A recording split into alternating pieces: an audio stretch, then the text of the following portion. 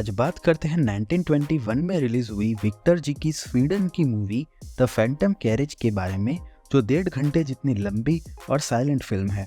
Phantom मतलब भूत कह सकते हो, लेकिन यहाँ पर फैंटम का मतलब है यमराज, जो भैंस या गाड़ी पर नहीं बल्कि घोड़े पे क्यों सवार है। मूवी सेल्मा जी की नॉवेल पर आधारित थी, जिसका नाम था the soul shall bear witness. इस मूवी में विक्टर जी यानी खुद हमारे डायरेक्टर ने ही एक्टिंग की है। कुछ लोग इस मूवी को हॉरर मूवी कहते हैं, लेकिन आई डोंट थिंक सो ये कोई हॉरर मूवी है। हाँ, कुछ सीन्स में थोड़ा डर लग सकता है, लेकिन पर्टिकुलर हॉरर मूवी नहीं लगती। इसको देखने के बाद तो मुझे नहीं लगा। फिल्म की शुरुआत न्यू ईयर ईव से होती है, जहाँ एक नर्स मर रही है और उनकी आखिरी ख्वाहिश होती है डेविड से मिलने की। डेविड जो खुद शराबी है और दूसरों को जॉर्ज की स्टोरी कह रहा है, जो न्यू ईयर ईव के रात 12 बजे मर गया। और ऐसा बिलीव है सबका कि जो न्यू ईयर ईव पर रात एग्जैक्टली 12 बजे मरता है तो उसे 1 साल तक यमराज की नौकरी करनी पड़ती है, यानी कैरेज लेकर जहाँ जहाँ लोग मर रहे हैं वहाँ से आत्मा कलेक्ट करनी पड़ेगी। और अल्टीमेटली डेविड मर भी जाता है एग्जैक्टली 12 बजे।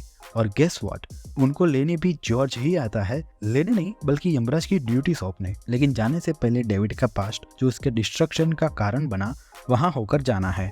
यानी मूवी फ्लैशबैक में जाती है, जहां हम देख सकते हैं कि उसकी वाइफ और बच्चे दुखी है डेविड की शराब पीने की आदत से। साथ में कुल्हाड़ी से दरवाजे को तोड़ने वाला जो सीन था, वो आज साइनिंग मूवी का भी फेमस है। वो सीन सीधा इसी मूवी से उठाया गया था। मूवी का लास्ट सीन जहां डेविड की वाइफ इतनी हार चुकी है रोज की फिजिकली और मेंटली एब्यूज से कि वो अब दुनिया छोड़ना चाहती है और अपने बच्चों को भी साथ में ले जाना चाहती है।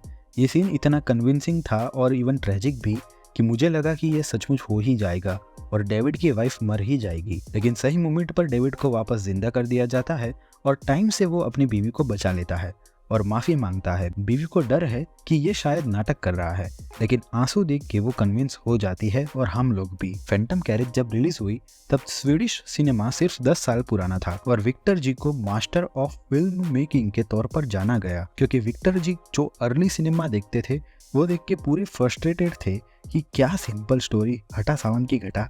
अब मैं दिखाता हूँ फिल्मों की बाउंड्री कैसे पुश की जाती है। मूवी की स्क्रिप्ट कॉम्प्लेक्स थी, फ्लैशबैक यूज किए गए थे और कभी कभी तो फ्लैशबैक के अंदर भी फ्लैशबैक यूज किए गए थे, जिससे हमारा अटेंशन फिल्म में बना ही रहता है। इस मूवी की रिसर्च के लिए विक्टर जी खुद स्टॉकहोम की गलियों में भटके थे और शराबियों को देख के अपने कैरेक्टर पर रिसर्च करते थे। मूवी की बढ़िया बात यह है कि ये हमें सिखाती है कि जब हम कोई क्राइम करते हैं या अपनों का दिल दुबाते हैं, तब हमें पता नहीं होता कि हम क्या कर रहे हैं, लेकिन मरने के बाद जब हम थर्ड पर्सन यानी खुद को खुद से अलग करके हमारे ही कर्मों को देखेंगे तो हम खुद को ही माफ कभी नहीं कर पाएंगे। डेविड के किरदार से हम एंड तक जुड़े रहते हैं। कभी कभी गुस्सा तो कभी कभी दया आती है उन पर। समटाइम्स तो ये भी लगता है कि सचमुच ये किरदार मरने के लायक है, लेकिन फिर लगता है कि एक चांस तो देना चाहिए। दूसरी सबसे खास बात थी इस मूवी की कि इसके विजुअल इफेक्ट्स ब्लेंडिंग वाले काफी ऑसम थे। 100 साल पहले जब कोई फोटोशॉप सीजीआई नहीं था, उस जमाने में इस टाइप के इफेक्ट्स के साथ पूरी movie banana is not that easy at all.